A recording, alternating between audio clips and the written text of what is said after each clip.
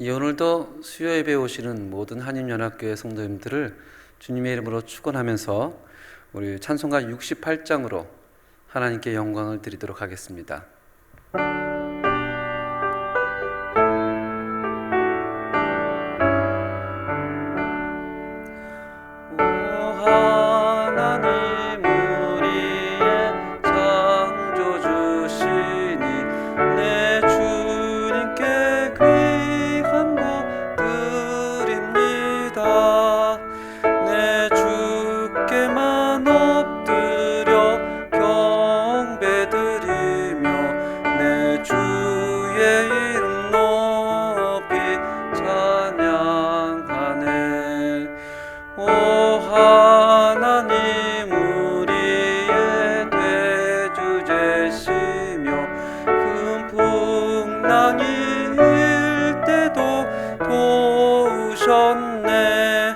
죽음에서 우리를 구하셨으니 내 주의 이름 높이 찬양하네.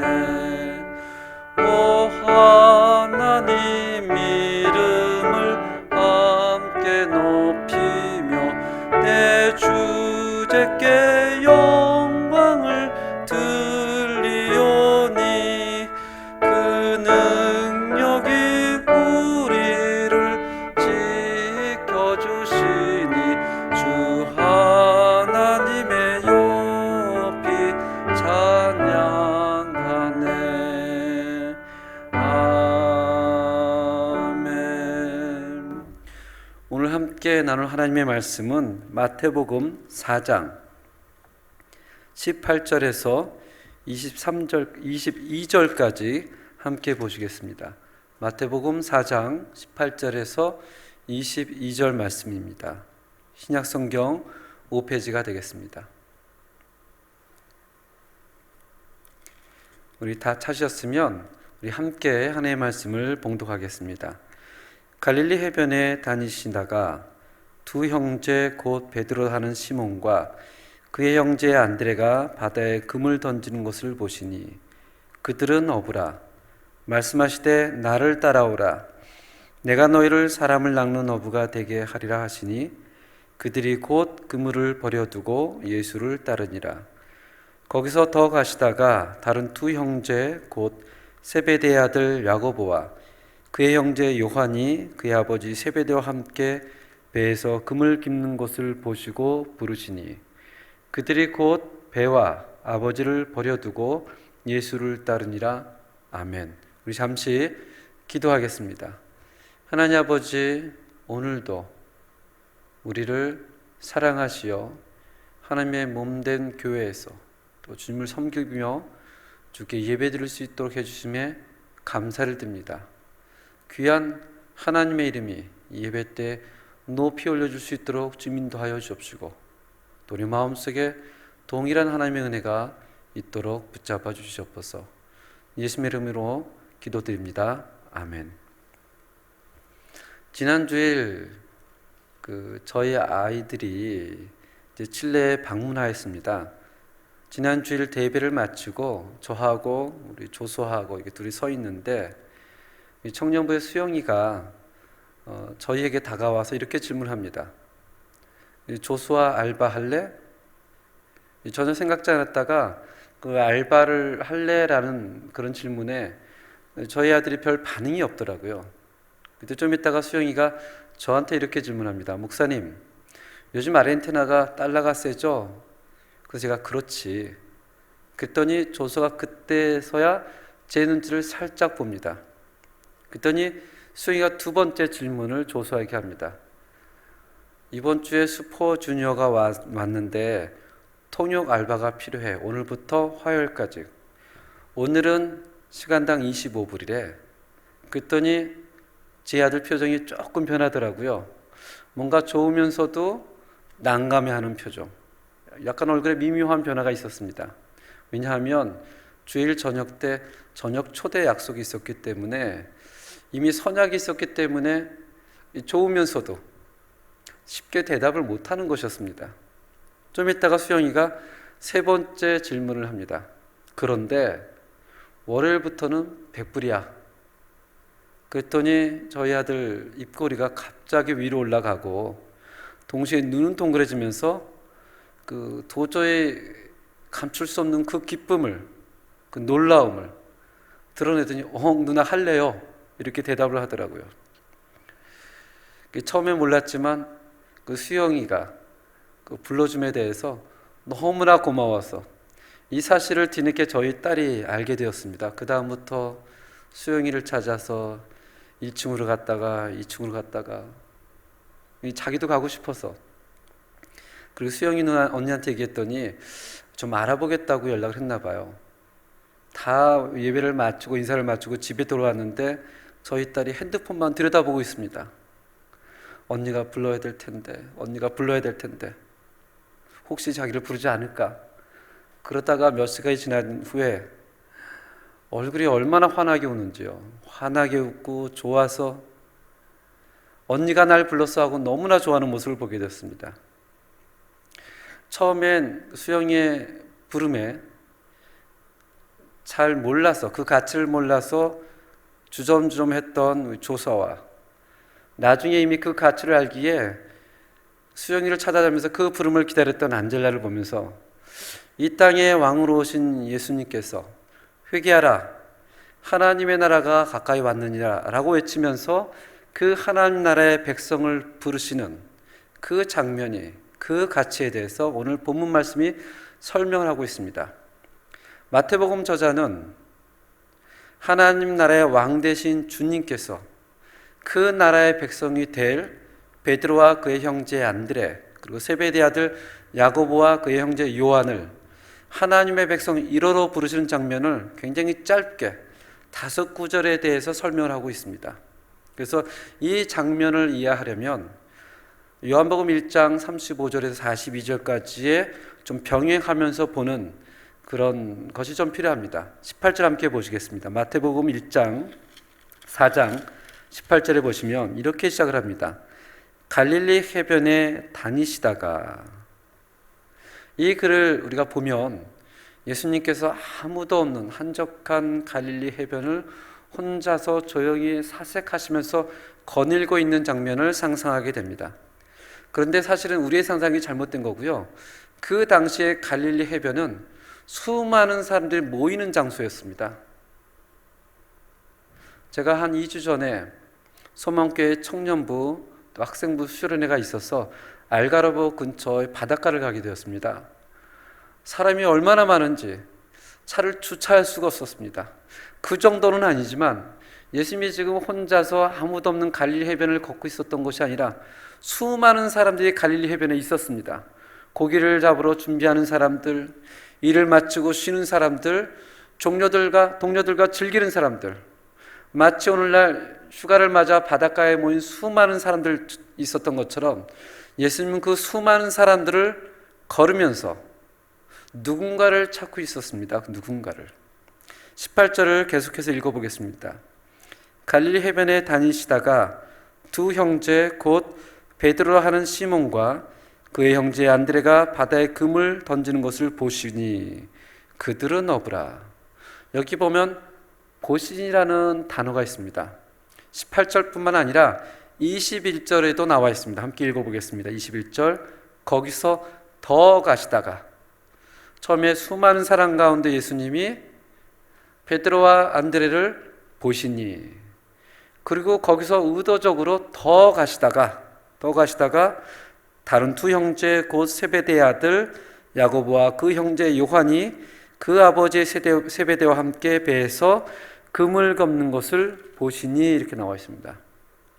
여기서 봤다라는 것은 우연히 어떻게 고기를 돌려서 단회적으로 봤다라는 베르의 동사가 아니고요. 옵세르바르 꼰 아텐시온, 유심히 관심을 가지고 지켜봤다, 주목했다, 관찰했다. 더 나아가서는 주님께서 자신의 신적 통찰력을 가지고 그들의 기질과 성품까지 면밀하게 파악하시면서 계속 지켜보고 있음을 의미합니다. 즉 오늘 본문은 우연히 예수님께서 혼자 걷다가 베드로와 안드레와 또 야고보와 요한을 만나는 장면이 아니고요, 수많은 사람 가운데 주님이 갈릴리 해변에서 누군가를 찾고 헤매시는 장면입니다. 그리고 베드로와 안드레를 유심히 지켜보시고 관찰하시고, 더 나아가서 더 걸어가셔서 야고보와 요한을 또 유심히 지켜보고 관찰하시고, 예수님이 의도적으로 누군가를 찾으러 나가시는 장면을 그리고 있는 것입니다. 오늘 베드로와 안드레와 또 야고보와 요한이 처음 예수님을 만나는 것은 아니었습니다. 이미 주님께서 하나님 나라가 가까웠으니 회개하라 라고 외치고 그 하나님 나라의 백성이 될 베드로와 요한 또 야고보와 요한을 처음 보시고 부르시는 것이 아니라 이미 그 이전에 이들을 만난 적이 있습니다. 그 만남이 요한복음 1장 35절 이하로 기록되어 있습니다. 우리 요한복음 1장 35절 한번 찾아보겠습니다. 신약성경 143페이지가 되겠습니다. 요한복음 1장 35절부터 보면 이렇게 성경이 기록을 합니다. 또 이튿날 예수님께서 요한에게 세례를 받고 하늘의 문이 열려 이는 내 사랑하는 아들이라. 그리고 그 이후에 요한이 예수님을 향해서 그러죠. 보라, 이는 세상 죄를 지고 가는 어린 양이다 라고 이틀이 지난 이후에 35절이 이렇게 시작이 됩니다. 또 이튿날 요한이 자기 제자 중 두 사람과 함께 섰다가, 요한의 여러 명의 제자가 있었지만 그때 당시에 두 명의 제자가 있었습니다. 36절에 보니까 다시 한번 요한이 예수님께서 거니시는 걸 보고 이렇게 얘기를 합니다. 보라, 하나님의 어린 양이로다.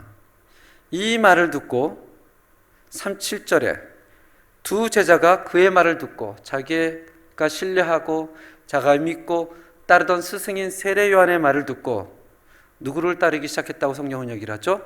37절에 예수를 따르거든. 예수를 따르거든. 그 두 명의 제자 중에 한 명이 요한복음 1장 41절에 나옵니다. 요한복음 1장 40절입니다. 40절. 41절이 아니고 40절. 제가 읽겠습니다.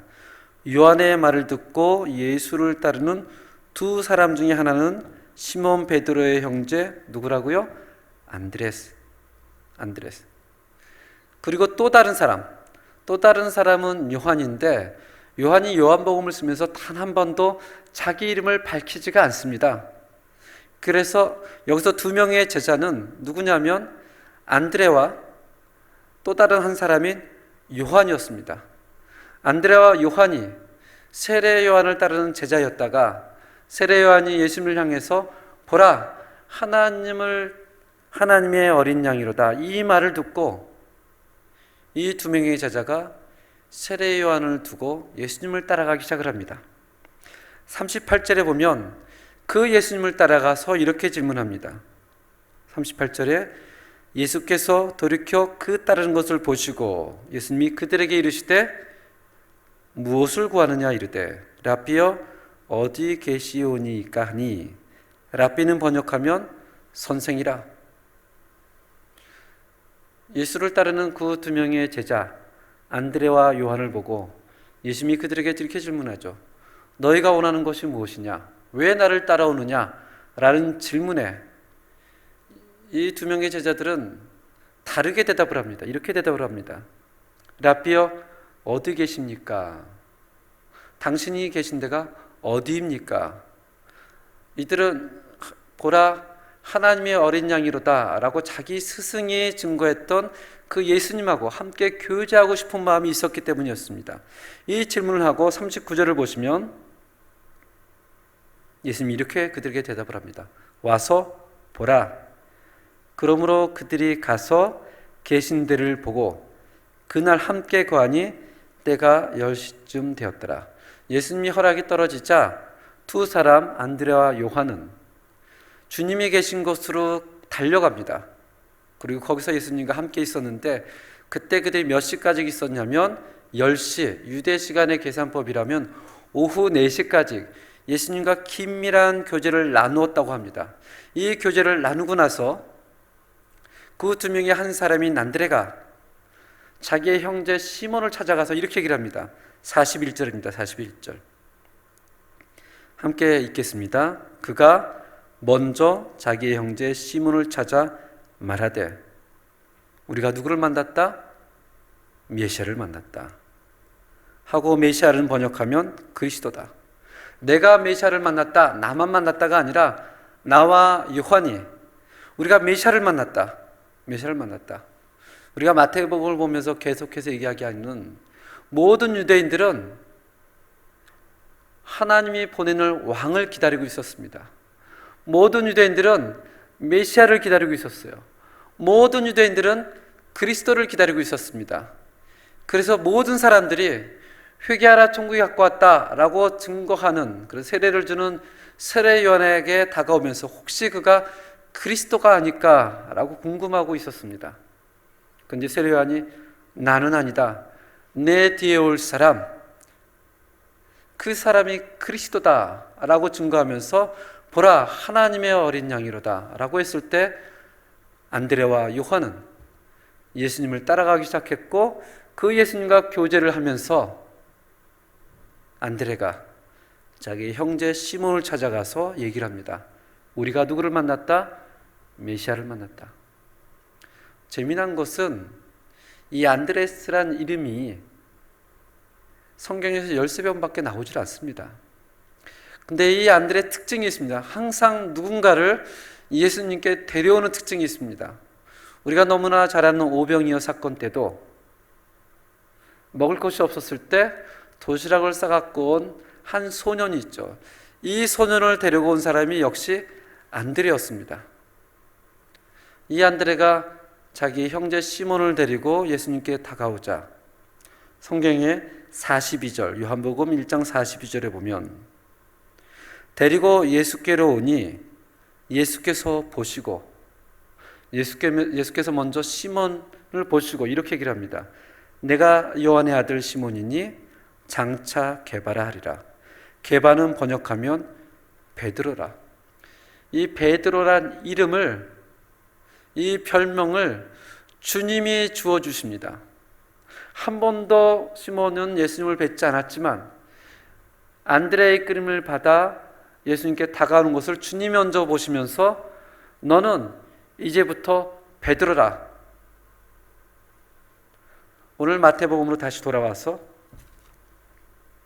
예수님께서 수많은 사람들이 있는 갈릴리 해변을 걸으시면서 누군가를 찾고 있습니다.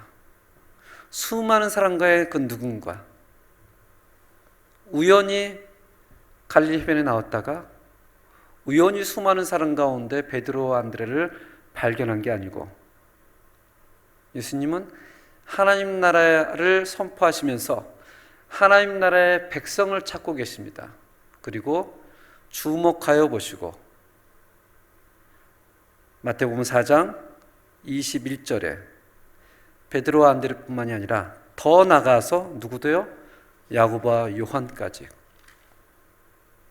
보시고 이렇게 얘기를 합니다.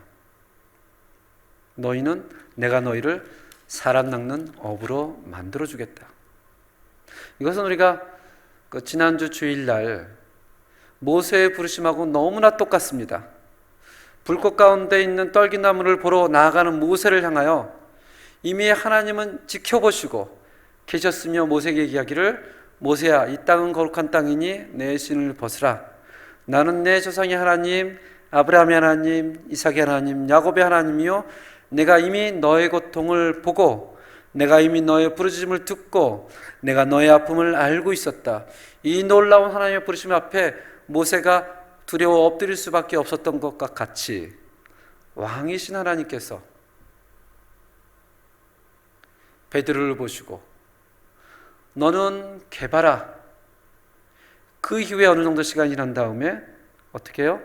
갈릴리 해변을 일부러 나와서 수많은 사람 가운데 베드로와 안드레를 찾아내시고 수많은 사람 가운데 야고보와 요한을 찾아내셔 말씀하시기를 마태복음 4장 19절입니다. 함께 읽겠습니다. 시작. 말씀하실 때 나를 따라오라.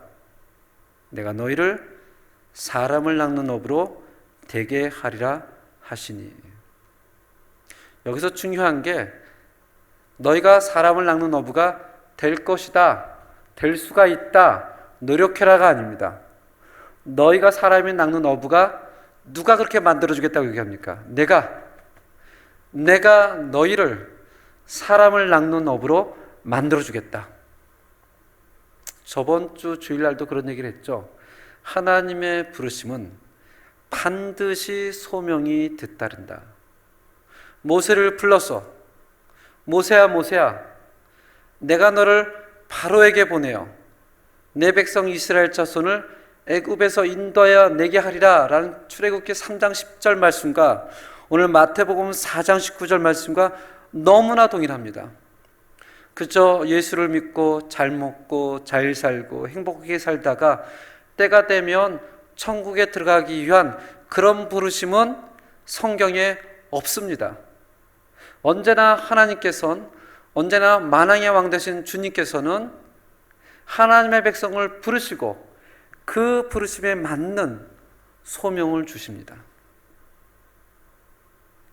모세가 그런 능력이 있기 때문에 모세를 보내는 것이 아니고, 베드로 안드레가 야고보와 요한이 그런 능력이 있기 때문에 그들을 불러서 너희가 능력이 있으니 그렇게 해주겠다가 아니라, 그들이 그렇지 못함에도 불구하고 뭐라고 얘기를 하시죠? 내가 너희를 사람을 낚는 업으로 되게 하겠다. 내가 반드시 그렇게 하겠다. 그러니 너는 나를 따르라. 만약에 우리가 우리의 힘으로 사람을 낚는 어부가 되어야 하고, 만약에 모세가 자기의 힘으로 이스라엘의 애굽에서 인도해야 한다면 사실 그것은 엄청난 절망입니다. 엄청난 절망입니다.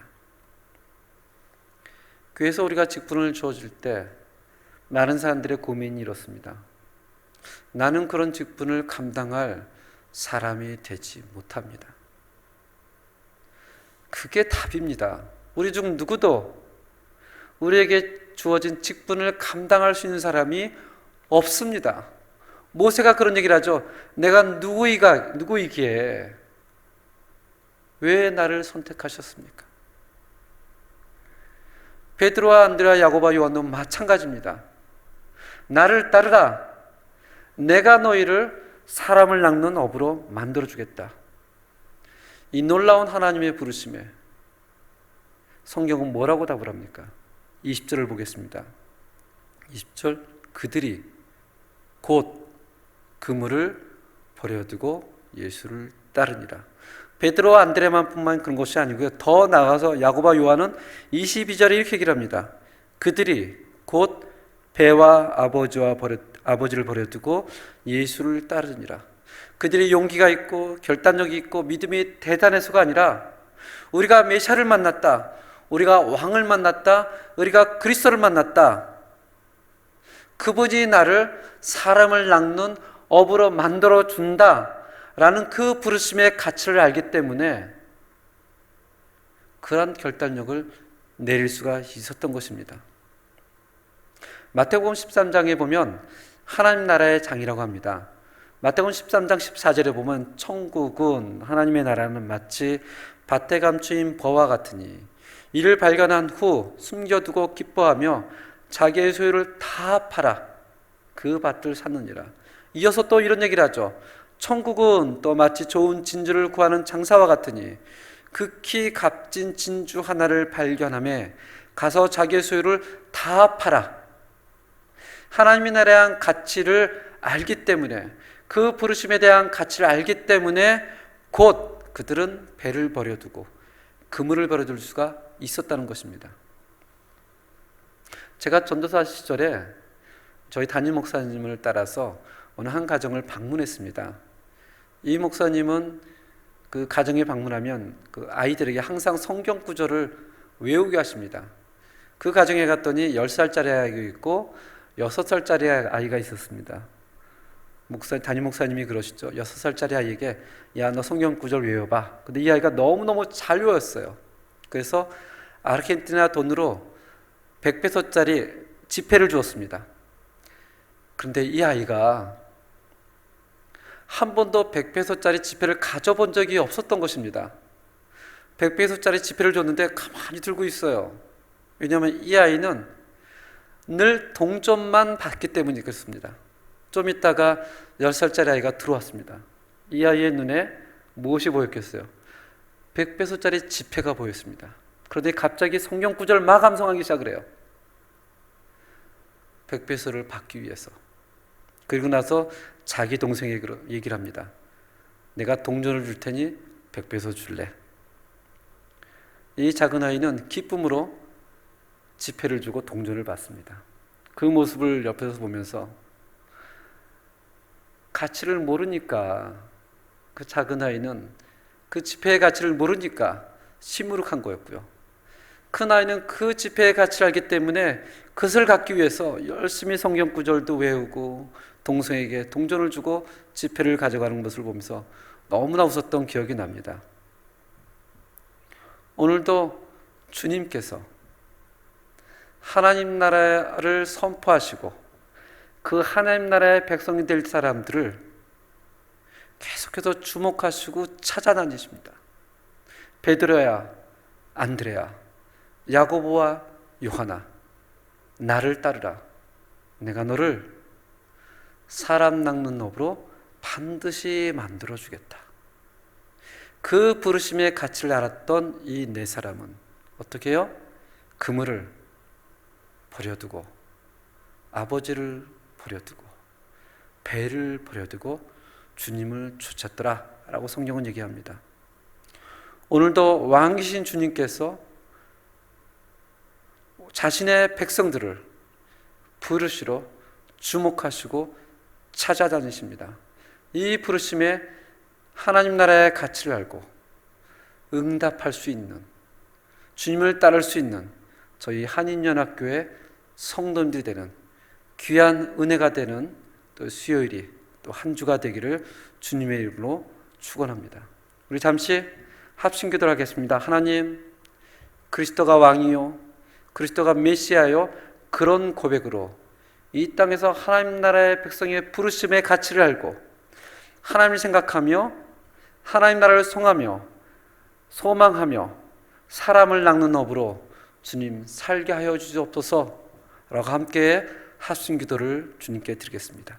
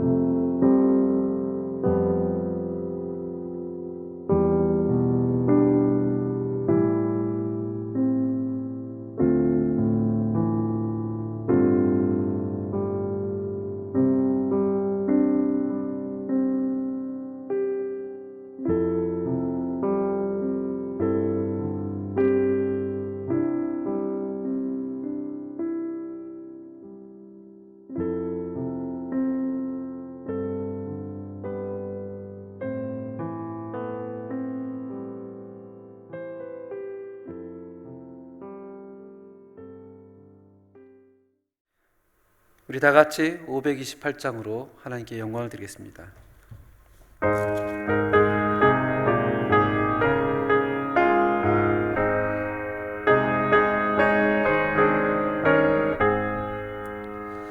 예수가 우리를 부르는 소리 그 음성 부드러워 문 앞에 흐르는 사면을 보며 우리를 기다리네. 오라 오라 방황치 말고 오라. 죄 있는 자들아 이리로 오라. 주 예수 앞에 오라. 간절히 오라고 부르는 소리 우리는 지체하랴. 주님의 은혜를 왜 아니 받고 못 들은 채 하려나. 오라 오라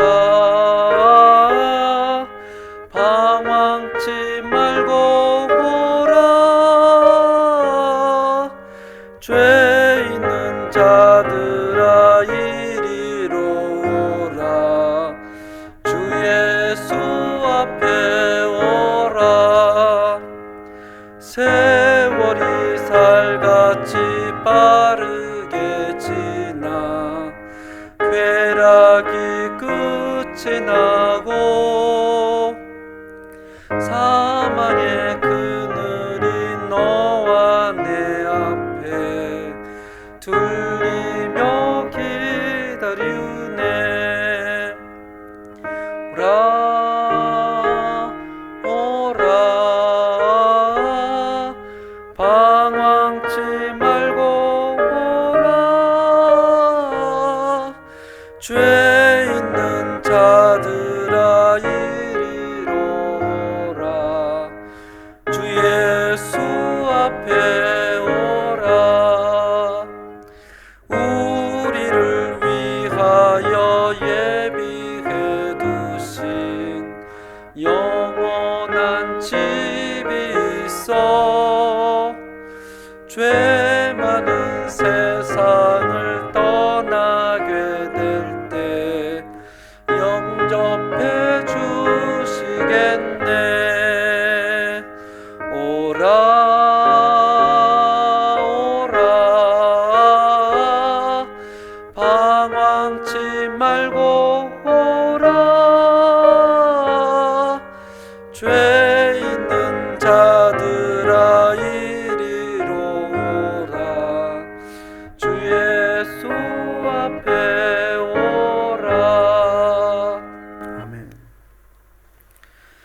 지금은 우리 주 예수 그리스도의 은혜와 하나님의 사랑과 성령님의 교통하심이 우리를 지금도 찾으시고 주목하시어 부르시기를, 내가 너희를 사람을 낚는 업으로 반드시 만들겠다라는 그 부르심의 가치를 알고 응답하고 따라가길 원하는 저희 한인연합교회 모든 성도님들 머리 위에 지금도 영원까지 함께할지어다.